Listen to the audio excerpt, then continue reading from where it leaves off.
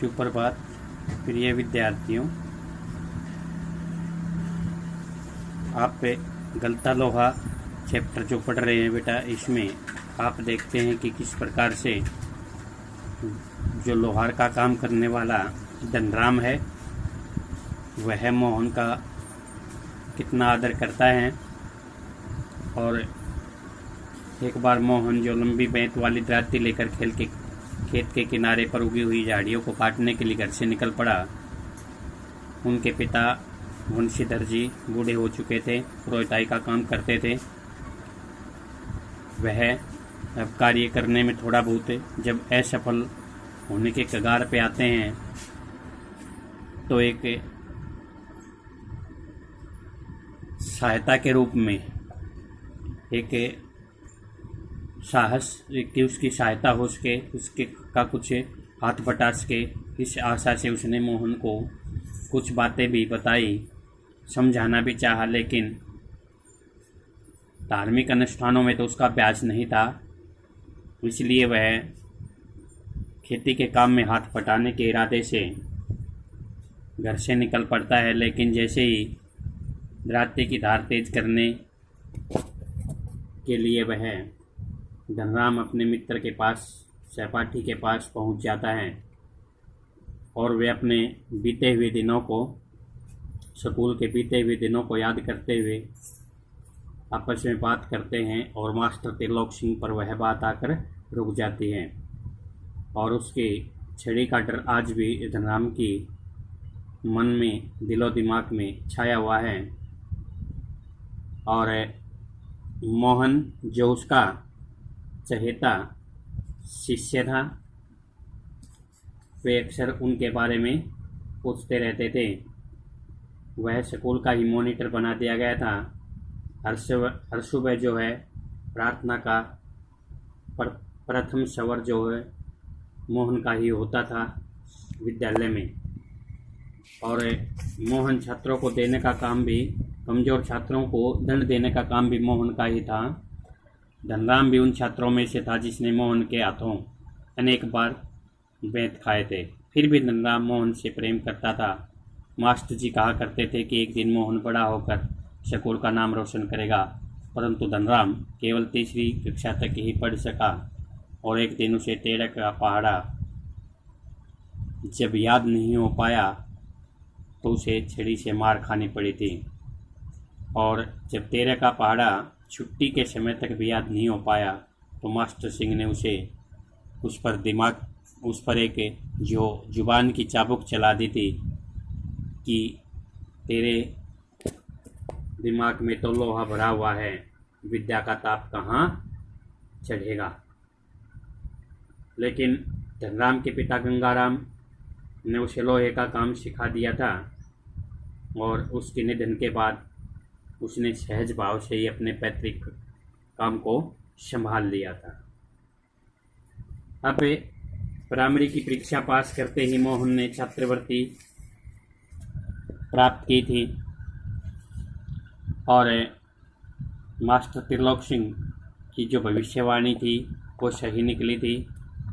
इससे वंशीधर का हौसला बढ़ गया था और वह अपने बेटे को पढ़ा लिखा कर बड़ा व्यक्ति बनाना चाहता था। और उसकी इच्छा थी कि उसके वंश की गरीबी दूर हो सके। लेकिन आगे की पढ़ाई के लिए स्कूल से 4 मील दूर दूसरे गांव में एक नदी पार करके विद्यालय पहुंचना था। और शुरुआत में तो उसको वहां पर दाखिला दिला दिया, परंतु मोहन लंबा रास्ता तय करने के बाद जब शाम के समय थका हारा घर लौटता तो वर्षा के दिनों में नदी को पार करने में जो कठिनाई आई तो उसने एक अपने पुरोहित, अपने जो यजमान के पास ही उसके दूसरे गांव में ही उसका बसेरा कर दिया था। और इस प्रकार से एक दिन जब वह घर आ रहा था तो अचानक नदी में पानी बढ़ गया और वह मोहन जो है बड़ी मुश्किल से बच पाया था। अब आगे बेटा जो आज हम जो उसके भविष्य के बारे में चिंतित रहने लगे थे वंशीधर जी, वो अब क्या सोचते हैं देखना।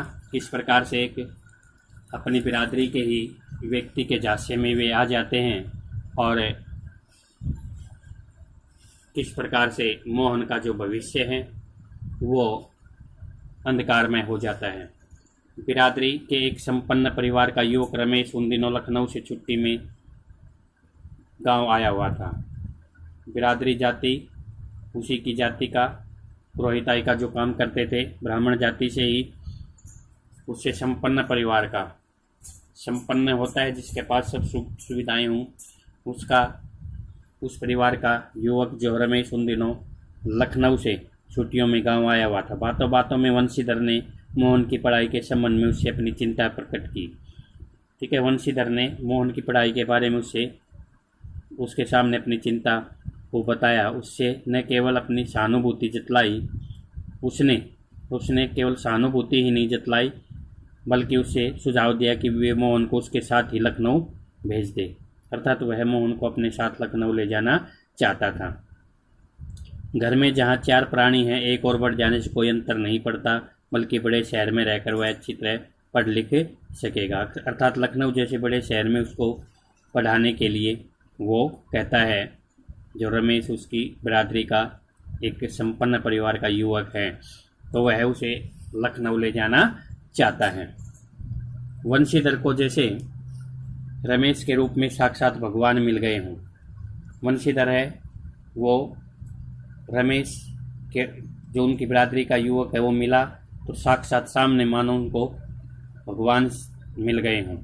उनकी आंखों में पानी छलछलाने लगा, अर्थात खुशी के मारे, ठीक है, एहसानमंद के रूप में उसकी आंखों में पानी आ गया। भरे गले में गला भर आया था। वे केवल इतना ही कह पाए कि बिरादरी का यही सहारा होता है। अर्थात जाति बिरादरी का, अपनी बिरादरी का यही सहारा होता है, अपने पक्ष के लोगों का यही सहारा होता है। छुट्टियां शेष होने पर रमेश वापिस लौटा तो माँ बाप अपने गांव की दुनिया से बिछुड़कर सहमा सहमा सा मोहन भी उसके साथ लखनऊ आ पहुंचा।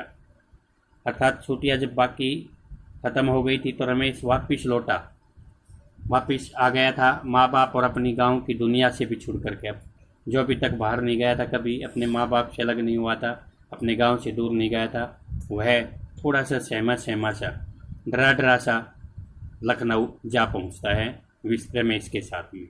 अब मोहन की ज़िंदगी का एक नया अध्याय शुरू हुआ था, क्योंकि वह गांव की दुनिया से निकल करके शहर की दुनिया में प्रवेश कर गया था। घर की दोनों महिलाएं, जिन्हें वह चाची और भाभी कहकर पुकारता था, का हाथ बटाने के अलावा धीरे धीरे वह मोहल्ले की सभी चाचियों और भाभियों के लिए कामकाज में हाथ बटाने का साधन बन गया था। अर्थात वहां पहुंच करके उसकी पढ़ाई की ओर ध्यान नहीं दिया गया और अब वह केवल एक घरेलू नौकर बनकर रह गया था। घर की में जो दोनों महिलाएं थी और वो चाची और भाभी कहता था जिन्हें वो, इसके अलावा जो मोहल्ले में आस पड़ोस में जितने भी चाची और भाभियाँ थी उन सब का काम बटाने का वह साधन बन गया। और वो इस प्रकार से उन्हें कहने लगे सभी कि मोहन थोड़ा दही तो ला दे बाजार से, मोहन ये कपड़े धोबी को दे तो आप, मोहन 1 किलो आलू तो ला दे। इस प्रकार से ये जो 3 वाक्य आपको दिए गए हैं, ये चाची या भाभी जो थी मोहल्ले की, वो उनसे सामान मंगाने के लिए कहती रहती थी समय समय पर। ठीक है, तो वो सारा दिन जो है उनके काम में ही हाथ बटाने का साधन बन गया था। औसत दफ्तरी बड़े बाबू की हैसियत वाले, अर्थात दफ्तरी में एक औसत नौकरी कर रहा था, सामान्य सी नौकरी, उसकी हैसियत जो थी वो बाबू की थी। और रमेश के लिए मोहन को अपना भाई बिरादर बतलाना अपने सम्मान के विरुद्ध जान पड़ता था। अर्थात मोहन को वह कि अपने बिरादरी का भाई ने बतला करके, क्योंकि वह उसके सम्मान के विरुद्ध था, इसकी इज्जत के विरुद्ध जान पड़ता था और उसे घरेलू नौकर से अधिक हैसियत वह नहीं देता था। अर्थात उसे केवल एक घरेलू नौकर ही किसी को बताता था। ठीक है, क्योंकि वह एक उसकी औसत दफ्तरी बड़े बाबू की हैसियत से, जो दफ्तर में बड़े बाबू की जगह पर काम कर रहे थे रमेश, वो मोहन को अपना भाई बिरादरी का नहीं बतला करके क्या बताता था उसे घरेलू नौकर, और वह घरेलू नौकर ही उसे समझता था और कहता भी था। इस बात को मोहन भी समझने लगा था। अब वह मोहन भी इस बात को जानने लगा था कि तेरी हैसियत यहाँ केवल एक नौकर की रह गई है। थोड़ी बहुत हिला हवाली करने के बाद रमेश ने निकट के ही एक साधारण से स्कूल में उसका नाम लिखवा दिया था। अर्थात थोड़ी बहुत मिन्नत करके, थोड़ा बहुत, क्योंकि वहाँ जा कर के उसने उसको पहले तो उसका नाम ही नहीं लिखवाया किसी स्कूल में, लेकिन थोड़ा बहुत जब उसने कहा मोहन ने, तो उसको एक साधारण से स्कूल में उसका नाम लिखवा दिया। लेकिन एकदम एक नए वातावरण और रात दिन के काम के बोझ के कारण गांव का वह मेधावी छात्र शहर के स्कूली जीवन में अपनी कोई पहचान नहीं बना पाया, क्योंकि एकदम नया वातावरण था वह।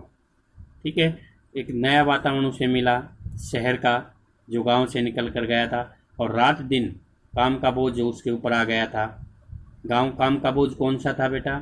जो उसके मोहल्ले के, उसके परिवार के, जहाँ वो रह रहा था, रमेश के परिवार के जो लोग थे वे उससे काम ज़्यादा करवाते थे, तो काम का बोझ उस पर बढ़ गया था। वह मेधावी होता है तेज बुद्धि वाला, जिसकी बुद्धि तेज हो।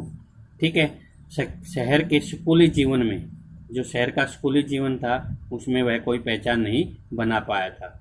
जो गांव में के स्कूल में सबसे टॉप बच्चा था, सबसे उत्तम बच्चा था, सबसे ऊपर बच्चा रहता था, छात्रवृत्ति जिसने प्राप्त कर ली थी, मेधावी छात्र था वह, कुशागर बुद्धि था। ठीक है, तेज बुद्धि वाला था, लेकिन वहाँ स्कूली जीवन में, शहर के स्कूली जीवन में पहचान नहीं बन पाई उसकी। उसका जीवन एक बंधी बंधाई लीक पर चलता रहा। बंधी बंधाई का मतलब है कि ज़्यादा से ज़्यादा काम उसको कौन सा करना पड़ता था? घर का काम करना पड़ता था, और इस प्रकार से उसका जीवन बंधी बंधाई एक ही लीक पे चलता रहा। साल में एक बार गर्मियों की छुट्टियों में गांव जाने का मौका भी तभी मिलता जब रमेश या उसके घर का कोई प्राणी गांव जाने वाला होता, वरना उन छुट्टियों को भी अगले दर्जे की तैयारी के नाम पर उसे शहर में ही गुजार देना पड़ता था।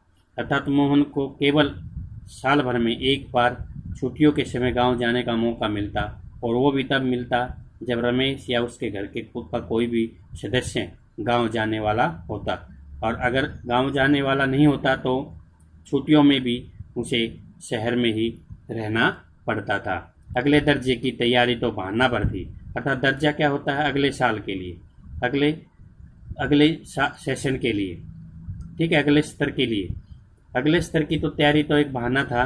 सवाल रमेश और उसकी गृहस्थी की सुविधा असुविधा का था, क्योंकि जब मोहन मान लो गांव चला गया, तो गांव से थोड़ा सा बाजार से जो है काम करने का सहारा जो मिल रहा था उन्हें, घर का काम करना वो कर रहा था, तो उसके कारण उसे रमेश के गृहस्थी को की सुविधा और असुविधा हो जाती बेटा।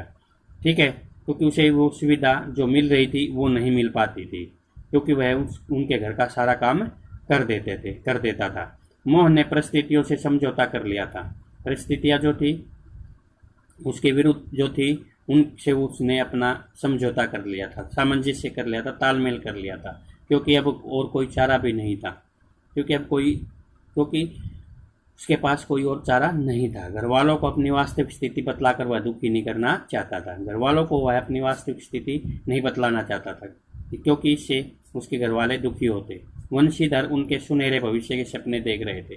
वंशीधर जो उसका पिता था, कि उसका भविष्य जो है वो सुनहरा होगा, अच्छा होगा, चमकदार होगा, ठीक है, सोने के समान होगा, इस प्रकार का भविष्य वो देख रहा था। उसे वास्तविक स्थिति का पता नहीं था कि जो मोहन है, जिस मोहन को वह एक बड़ा व्यक्ति बनाना चाहता है, वह अपने मार्ग से भटक गया है, क्योंकि वह एक सामान्य सा विद्यार्थी बनकर रह गया था, जो एक मेधावी बालक था।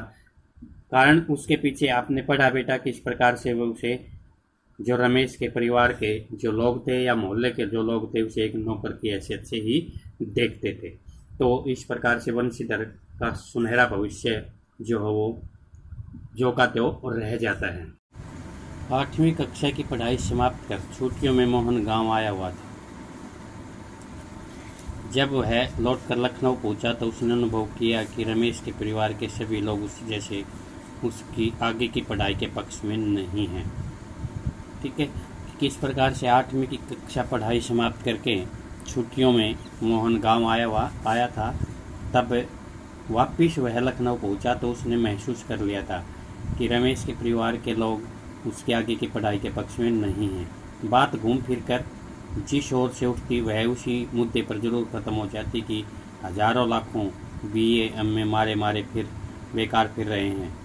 अर्थात वे जो आपस में बातचीत कर रहे थे वो ये था कि सभी यही इसी पक्ष में थे कि लाखों हजारों BA MA करके बेकार में घूम रहे हैं और इस प्रकार से आगे की पढ़ाई करने के वो पक्ष में नहीं हैं। वे मोहन को आगे नहीं पढ़ाना चाहते हैं। ऐसी पढ़ाई से अच्छा तो आदमी कोई हाथ का काम सीख ले। अर्थात वे चाहते थे कि मोहन कोई न कोई अपने हाथ का काम सीख ले। रमेश ने अपने किसी परिचित के प्रभाव से उसे एक तकनीकी स्कूल में भर्ती करा दिया। अर्थात कोई जानकार था, उसका प्रभाव दिखा करके उसने एक तकनीकी स्कूल में भर्ती करा दिया। अर्थात पढ़ने के साथ साथ जहाँ उसको काम भी सिखाया जाता है। ठीक है, मोहन की दिनचर्या में कोई विशेष अंतर नहीं आया था। मोहन की दिनचर्या जैसे पहले चल रही थी उसी तरह से चल रही थी बेटा। ठीक है, रोजाना का जो कार्य था उसका वैसे के वैसे चल रहा था, तो उसमें कोई अंतर नहीं आया था। वह पहले की तरह स्कूल और घरेलू कामकाज में व्यस्त रहता। पहले की तरह जैसे पहले शुरुआत में ही थोड़े दिनों के बाद ही उसको जैसे घरेलू काम में लगा दिया गया था, तो अब भी वह स्कूल में जाता और फिर ज़्यादा से ज़्यादा काम वो घर का करता था, उसमें ही व्यस्त रहता, अब बिजी रहता था। धीरे धीरे 1.5-2 वर्ष का यह समय भी बीत गया। देखना कितना समय अचानक किस तरह से बीता कि पहले 5वीं पास करते ही वो जैसे ही लखनऊ चला गया था, 5वीं 6वीं और 5वीं के बाद में 6वीं 7वीं और 8वीं। ठीक है, और 8वीं के बाद जैसे ही वह दोबारा से भी चला जाता है 1.5-2 वर्ष, इस प्रकार से 4-5 साल का जो अरसा है वो निकल गया था। और वो अरसा था बेटा, वो जो समय था उसमें रमेश नाम के लड़के ने उसको जिस भी मार्ग से, जिस पढ़ाई के मार्ग से पर ले जाना था उससे अलग करके उसे क्या किया बेटा कि मोहन अपने पैरों पर खड़ा होने के लिए कारखानों और फैक्ट्रियों के चक्कर लगाने लगा था। अब वह अपने काम की तलाश में, ठीक है, अपने पैरों पर खड़ा होना, आत्मनिर्भर बनना, अपना कामकाज करना, इसके लिए वह कारखानों या फैक्ट्रियों को चक्कर लगाने लगा था। क्योंकि अब वो तकनीकी स्कूल में कुछ थोड़ा बहुत काम करना भी सीख गया था। इसके कारण से जो एक बड़ा आदमी बनने का ख्वाब उसके पिता का था या उसका था, उस पर वह अब पानी फिर गया था। क्योंकि वह एक सामान्य सा विद्यार्थी बनकर रह गया था और अब केवल कारखानों या फैक्ट्रियों के काबिल ही वह पढ़ाई कर पाया था। वंशीधर से जब भी कोई मोहन के विषय में पूछता गांव में, तो वे उत्साह के साथ उसकी पढ़ाई की बाबत बताने लगते और मन ही मन उसको विश्वास था कि वह एक दिन बड़ा अफसर बनकर लौटेगा। क्योंकि लखनऊ नवाबों के शहर में जाकर के जो उसकी पढ़ाई का इंतजाम उसने कर दिया था रमेश के साथ में, तो उसको उन सभी बातों से अनभिज्ञ था। मोहन ने भी उन बातों को नहीं बताया अपने पिता के आगे, क्योंकि वह मानता था कि ये सब बातें सुन करके उसके पिता को बड़ा दुख होगा। लेकिन ऐसा करना भी उसने अपनी ज़िंदगी के साथ भी खिलवाड़ किया और साथ साथ उसके पिता की जो सोच थी, पिता का जो अरमान था, सपना था, उसको भी धूमिल कर दिया। तो इस प्रकार से वो जब भी गांव में मोहन के बारे में कोई पूछता तो उसको बढ़ा चढ़ा कर बताता और उसको विश्वास भी था, क्योंकि उसे लग रहा था कि ज़रूर वह एक दिन बड़ा अफसर बनकर लौटेगा। लेकिन जब उसे वास्तविकता का ज्ञान हुआ तो न सिर्फ गहरा दुख हुआ, बल्कि वे लोगों को अपने सौपन भंग की जानकारी देने का साहस भी नहीं जुटा पाए थे। लेकिन उसको, क्योंकि वास्तविकता तो एक दिन आ ही जाता है, आ ही जाती है। ठीक है, कोई कितना ही उसको छुपा ले। तो एक दिन जब उसको पता चलता है, वास्तविकता का ज्ञान होता है, तो उसे बड़ा दुख होता है और वे लोगों को अपने उसका जो सपना था वो भंग हो गया था और उसकी जानकारी देने का साहस भी नहीं जुटा पाए थे। धनराम ने भी एक दिन उनसे मोहन के बारे में पूछा था। धनराम ने भी एक दिन उससे मोहन के बारे में पूछा था, जो धनराम उसका बचपन का साथी था। घास का एक तिनका तोड़कर दांत खोदते हुए उन्होंने बताया था कि उसकी सेक्रेटरीट में नियुक्ति हो गई है और शीघ्र ही विभागीय परीक्षाएं देकर वह बड़े पद पर पहुंच जाएगा। यहाँ उसने झूठ बोल दिया था क्योंकि एक घास का तिनका दांत में दबाकर बोल उसका मानना था, क्योंकि वह पुरोहिताई से संबंधित था कि एक घास का तिनका दांतों में नीचे दबाने से झूठ का असर नहीं पड़ता है। तो उसने सचिवालय, सेक्रेटरीट तो होता है सचिवालय में जो उसकी नौकरी लग गई थी, उसके बारे में उसको बता दिया था कि विभाग में जो परीक्षाएं होती हैं वो दे करके वह बड़े पद पर पहुंच जाएगा। धनराम को त्रिलोक सिंह मास्टर की भविष्यवाणी पर पूरा यकीन था कि ऐसा होना ही था, क्योंकि धनराम को भी भरोसा था, क्योंकि मास्टर प्रत्येक बात पर अब उसके बारे में भविष्यवाणी करते रहते थे कि वह एक दिन बड़ा व्यक्ति बनेगा, और था भी वह मेधावी बच्चा ही। उसने सोचा। दांतों के बीच में तिनका दबाकर असत्य भाषण का दोष न लगने का संतोष लेकर वंशीधर आगे बढ़ गए थे। क्यों देखना, मैंने पहले ही बता दिया था बेटा कि उसने दांतों में जो घास का तिनका दबाया था और असत्य झूठ बोलने का जो झूठ बोल करके जो बातें उसने कही थी, उसने सोचा कि इसका दोष नहीं लगेगा और वह झूठ बोल गया था धनराम के आगे, और यह है कहते हुए आगे बढ़ गए। धनराम के शब्द मोहन लला बचपन से ही बड़े बुद्धिमान थे, उन्हें बहुत देर तक कचोटते रहे। अर्थात धनराम ने कहा था, जब उसने पूछा था कि वो उसको सचिवालय में नियुक्ति हो गई है और विभाग द्वारा जो परीक्षाएं ली जाती है वह दे करके वह बड़े पद पर पहुंच जाएगा।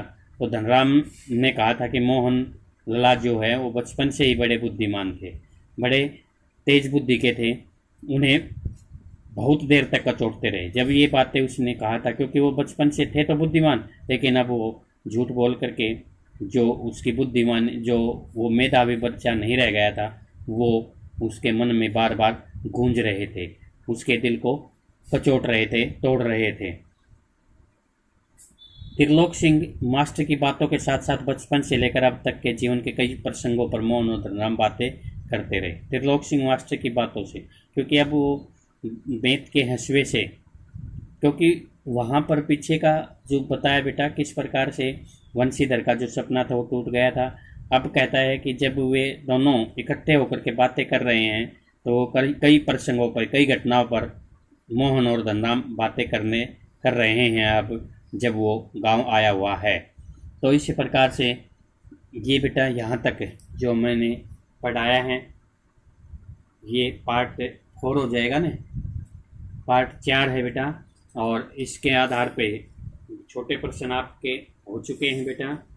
बड़े प्रश्न जो हैं रफ कॉपी में जो लिखने हैं, पहला जो प्रश्न है, कहानी के उस प्रसंग का उल्लेख करें जिसमें किताबों की विद्या और घन चलाने की विद्या का जिक्र आया है।